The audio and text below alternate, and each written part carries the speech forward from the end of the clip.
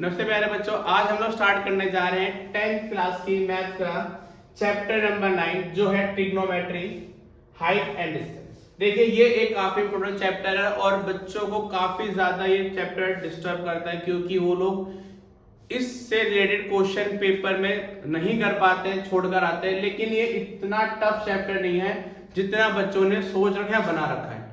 आज हम इसको बिल्कुल स्टार्ट करेंगे स्टार्टिंग से और बिल्कुल इस तरीके से समझेंगे ये क्वेश्चन जनरली होते क्या हैं, इनको कैसे हम सॉल्व कर सकते हैं। इसमें सबसे जो बड़ा मेन होता है वो होता है आपका फिगर बनाना।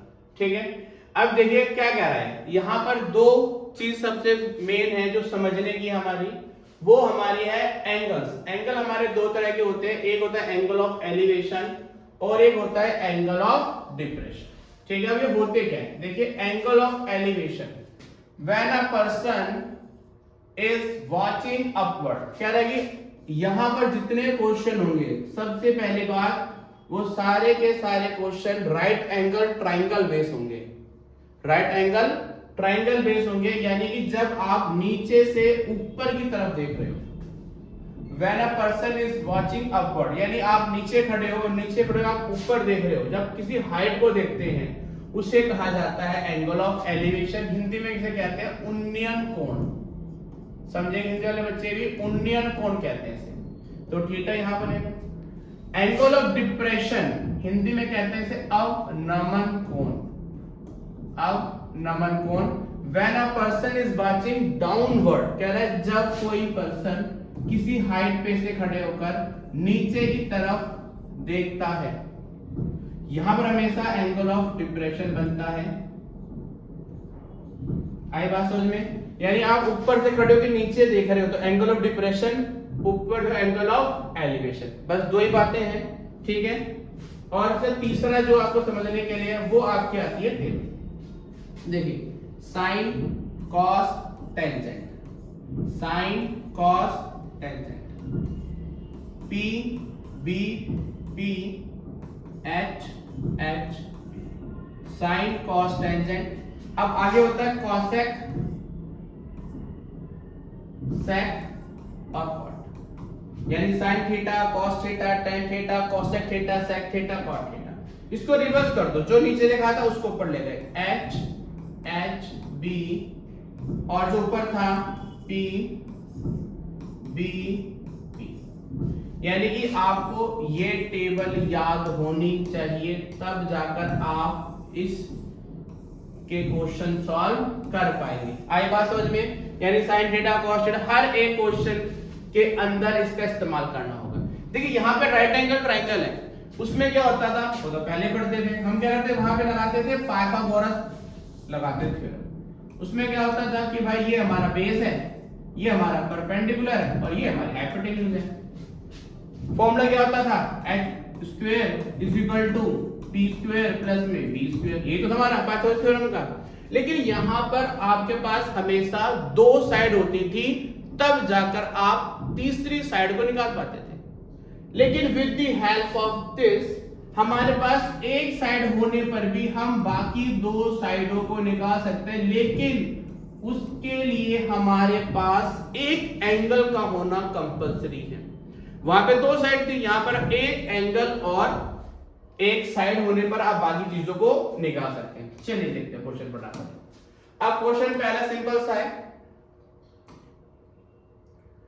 क्वेश्चन कह रहा है कि एक सर्कस आर्टिस्ट है जो कि 20 मीटर लंबी रस्सी पे चल रहा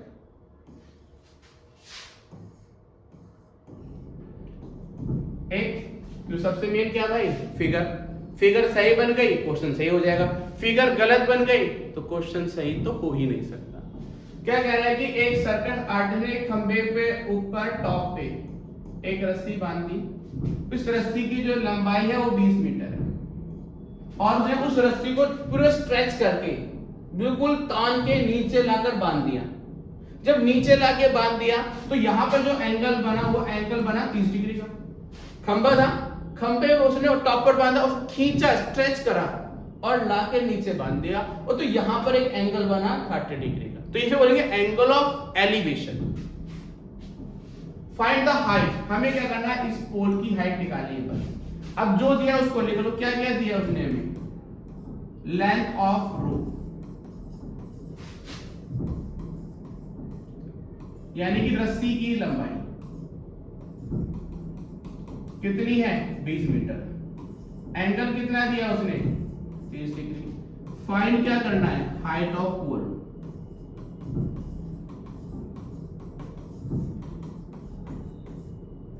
क्या करना है हाइट ऑफ पोल निकालनी है आपको। आई बात समझ में। चलिए सॉल्व करते हैं, बहुत ही सिंपल तरीका सॉल्व करने का इसका एक फॉर्मूला होता है। अगर आप थीटा कैसे निकालोगे, जो भी फाइंड करना है उसको ऊपर रखो और जो दिया है उसको नीचे रखो, फाइंड अपॉन में गिवन, ठीक है। इससे आप थीटा को निकाल सकते हैं। ट्राइंगल, इन ट्राइंगल एबीसी क्या निकालना है बीसी, दिया क्या है एसी बराबर। अब ये बीसी क्या है भाई, बीसी है परपेंडिकुलर और एसी है हाइपोटेन्यूज। P अपॉन एच होता है मेरा साइन थीटा। क्या होता है साइन थीटा। अब BC की वैल्यू मेरे पास नहीं है, छोड़ दो। AC का मान 20, साइन 30 की वैल्यू आपको याद होनी चाहिए, या फिर टेबल बता दूंगा उससे भी बना सकते हैं पेपर में। सॉल्व करा, क्रॉस मल्टीप्लाई 20 अपॉन में 2, तो BC कितना आ गया 10। तो हाइट क्या है पोल की, हाइट ऑफ पोल कितनी है 10 मीटर। खंबे की हो जाए 10 मीटर हो गया। तो आप ये तो करना था, हमें फिगर बनाएंगे, जो जो दिया उसको लिख लेंगे, जो निकाला उसको लिख लेंगे, ट्रायंगल लेंगे और वैल्यू पुट करेंगे, आपका आंसर आ जाए। चलिए नेक्स्ट क्वेश्चन देखिए। अगला क्वेश्चन इसी तरह से सिंपल है, आपका सॉल्व हो जाएगा। हाँ ये क्वेश्चन देखिए, कह रहा है कि ए 1.5 मीटर टॉल बॉय, कह रहा है एक लड़का है,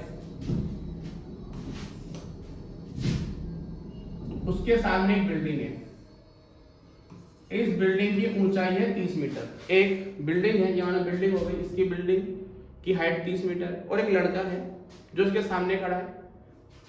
वो जो लड़का सामने खड़ा है तो उसकी आंख से जो एंगल ऑफ एलिवेशन बन रहा है उसके टॉप का, उसकी आंख से एंगल ऑफ एलिवेशन जो बन रहा है वो बन रहा है पहले 30 डिग्री का। कितना बन रहा है 30 डिग्री का। हाइट कितनी है इसकी 1.5। अब क्या कह रहा है कि ये लड़का जो है, ये जो लड़का है अब ये आगे चलकर जाता है। अब जब ये आगे चल गया तो दोबारा देखता है तो एंगल अब पहले 30 था, अब एंगल बड़ा हो गया, वो एंगल बन गया कितने 60 डिग्री का। ये माना यहां पर पहुंचा, जब दोबारा देखा तो कितना एंगल बन गया 60 डिग्री का। क्लियर। तो ये बताना ये लड़का कितनी दूर चल के जाए कि जो इसका एंगल है वो आपका 30 से 60 डिग्री बन जाए। अब यहां से पूरी लेंथ है ये, अब नीचे का डेढ़ हटा दो, ऊपर कितना बचेगा 28.5। तो हाइट ऑफ बिल्डिंग जो हमारे मतलब की है कितनी है 30 में से 1.5 माइनस कर दो 28.5। एंगल क्या क्या दे रखे 30 डिग्री और 60 डिग्री। फाइंड क्या करना है डिस्टेंस ट्रेवल्ड।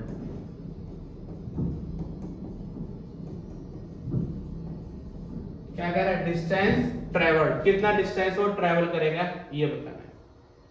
ठीक है, आई बात समझ में। डिस्टेंस ट्रेवल्ड मेंशन कर लेते हैं ए बी सी और डी। अब ये क्वेश्चन पेपर में ज्यादा आता है डबल फिगर वाले।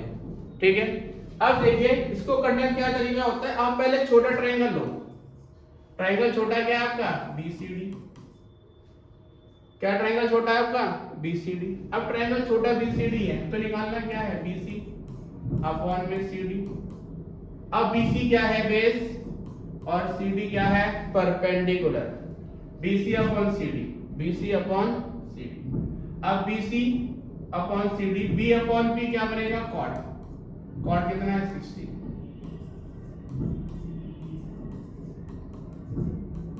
कॉट 60 की वैल्यू होती है क्रॉस मल्टीप्लाई 28.5 अपॉन में √3। अब अपॉन में √3 आ गया, रैशनलाइज द डिनोमिनेटर इतना ही चैप्टर है, बस खत्म हो चुका है ये। फिगर बनानी है और जो भी फाइंड आउट करना है अपॉन में गिवन वैल्यू पुट करके सॉल्व कर दो, आपका आंसर आ जाएगा। रैशनलाइज द डिनोमिनेटर, हिंदी में क्या कहते हैं, हर का परिमेयकरण करने पर। तो जो आपका नीचे है हम इसे क्या करेंगे, ऊपर नीचे कर लेंगे। सॉल्व करा 28.5√3। अब नीचे √3 को √3 से मल्टीप्लाई करा। जब रूट की सेम वैल्यू को मल्टीप्लाई करते हैं तो उसके ऊपर से रूट क्या होता है, हट जाता है हमारा।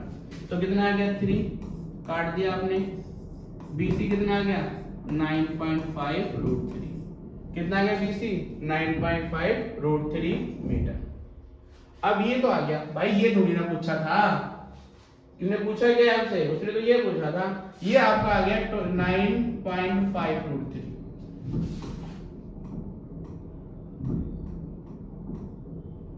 ठीक है, हमें तो ये निकालना है AB। तो AB किस में आ रहा है, ये ट्राइंगल ACD। हाँ एक बात ध्यान रखना, अब बच्चे क्या करेंगे, ट्राइंगल ABDC गलत है ये। हमेशा ट्रिग्नोमेट्री के अंदर 90 एंगल इंक्लूड होता है, तो 90 एंगल आपका आना ही चाहिए। आई बात समझ में। तो नेक्स्ट टाइम जो ट्राइंगल लेंगे वो लेंगे ACD। क्या लेंगे, ट्राइंगल ACD। अब निकालना क्या है, AC अपॉन में क्या लिया CD कॉट का। अब यहां पर एंगल क्या बन रहा है, जब आपने ये दिया तो ये बनना था, अब ये आएगा मान कितना 30।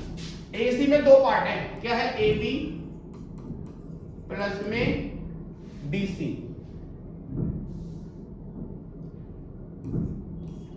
अपॉन में CD। अब AC upon B upon P, तो क्या बन गया हमारा cot 30 कितना होता है, √3 होता है। AB की वैल्यू नहीं है, BC कितना है 9.5√3, CD कितना है 28.5√3। क्रॉस मल्टीप्लाई, AB 9.5√3 28.5√3 इधर ले गए 28.5√3 9.5√3 19√3।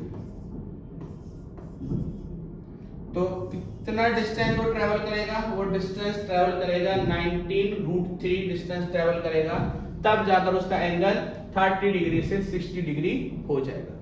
आई बात समझ में। चलिए क्वेश्चन इंपॉर्टेंट है, अगला क्वेश्चन देखिए।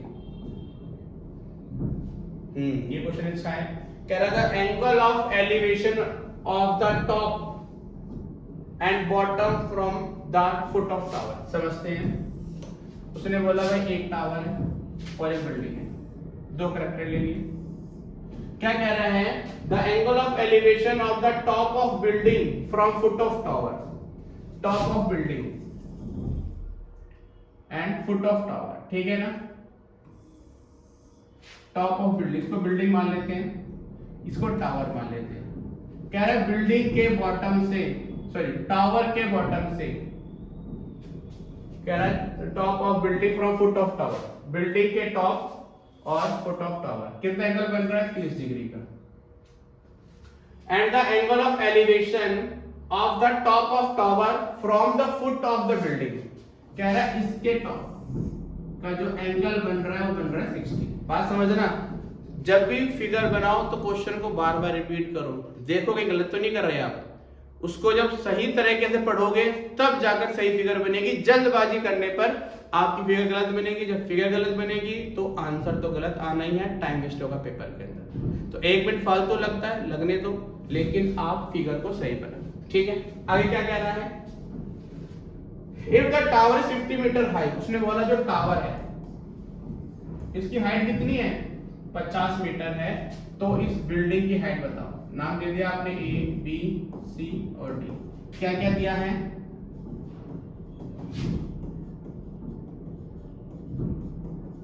हाइट ऑफ टावर कितनी दी है 50 मीटर। थीटा क्या क्या दिया है, एंगल। अब फाइंड क्या करना है हमें,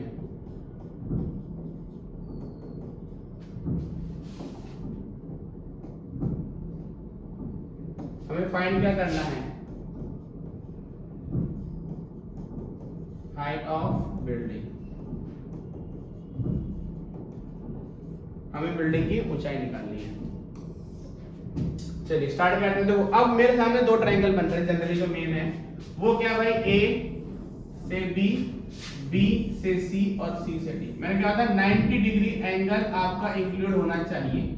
और दूसरा बन रहा है बी से सी, सी से डी और डी से बी। ठीक है, अब देखिए अगर ट्रायंगल पहले एबीसी लेता हूं तो मेरे पास इस एबीसी ट्रायंगल में एक भी साइड गिवन नहीं है, और तो ये तो सॉल्व नहीं हो सकता।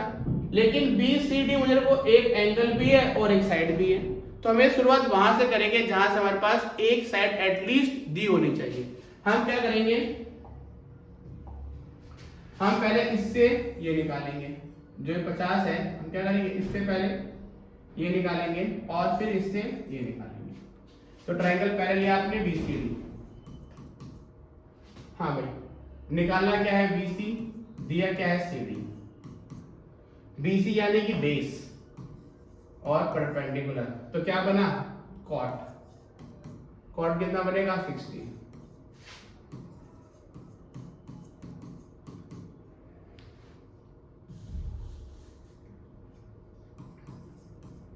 CD 50, कॉट 60, 1/√3 क्रॉस मल्टीप्लाई, तो BC कितना आ गया, 50 अपॉन में √3, कंडीशन 1। फिर ट्रायंगल ले लिया आपने ABC, निकालना क्या है, AB, दिया क्या है, BC। अभी क्या, AB क्या है भाई, P अपॉन में B, क्या बन गया, टेंजेंट का क्या बन गया, 30। AB BC कितना है, 50 over √3 is equal to 1/√3 cross multiply. तो AB कितना आ गया आपका, 50 √3 मल्टीप्लाई 1/√3 कितना आ गया, 50 √3 को √3 3 हो गया हमारा। अब इसको डिवाइड कर देंगे फ्रैक्शन में, 16 3 48। कितनी हाइट होगी इसकी, जो टावर है आपकी, वो टावर की हाइट 16 से 2/3 मीटर है। आई बात समझ में। तो पहले ट्रायंगल BCD से BC, अब या CD से BC निकालेंगे, फिर BC से इस AB बिल्डिंग की हाइट को निकालेंगे। ठीक है, सिंपल है, खाली ध्यान देना है कहीं भी आपकी गलती ना हो जाए कैलकुलेशन के अंदर। चलिए नेक्स्ट क्वेश्चन देखते हैं। ये क्वेश्चन भी अच्छा है, पेपर में आया हुआ है ये।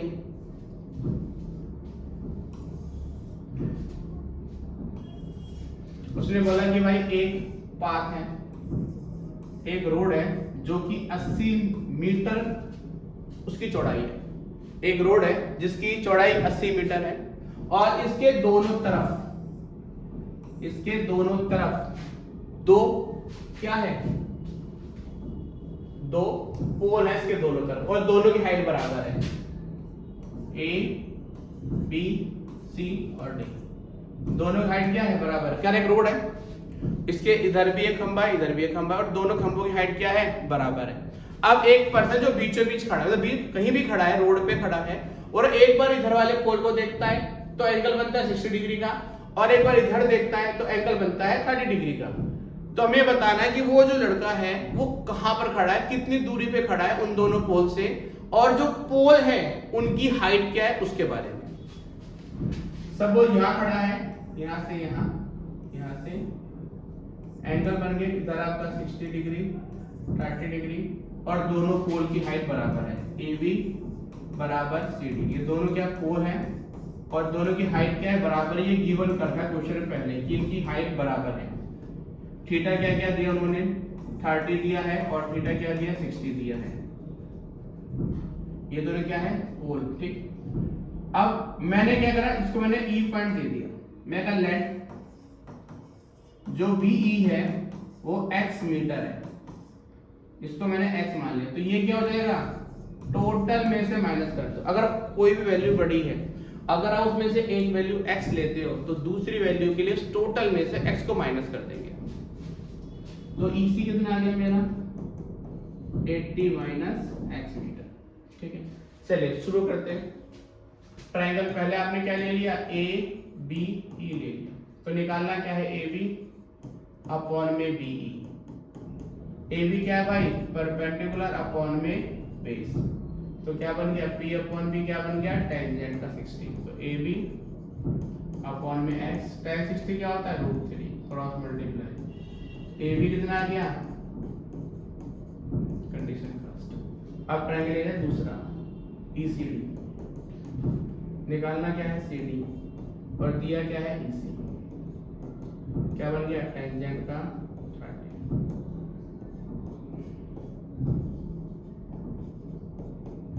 टेन 30 कितना होता है क्रॉस मल्टीप्लाई, तो सी डी की वैल्यू क्या आ गई 80 माइनस एक्स अपॉन √3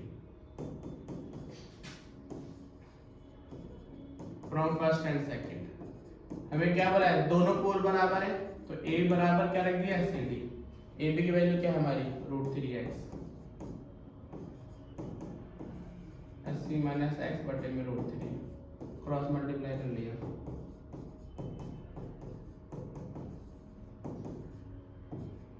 कितना हो गया हमारा मल्टीप्लाई करा √3 क्या 3x, 80 माइनस एक्स इधर ले गए √3 प्लस एक्स बराबर 80, 4x बराबर 80 काट दिया आपने, x की वैल्यू क्या आ गई हमारी 20, यानी ये जो डिस्टेंस है हमारा ये कितना है 20 है ये, और तो ये कितना होगा 80 माइनस 20 कितना हो गया 60 हो गया। अब हाइट निकालनी है, हाइट क्या थी मेरी √3x, तो √3x, x की वैल्यू क्या है 20, तो हाइट क्या आ गई 20 √3। आई बात समझ में, उतारिए फटाफट।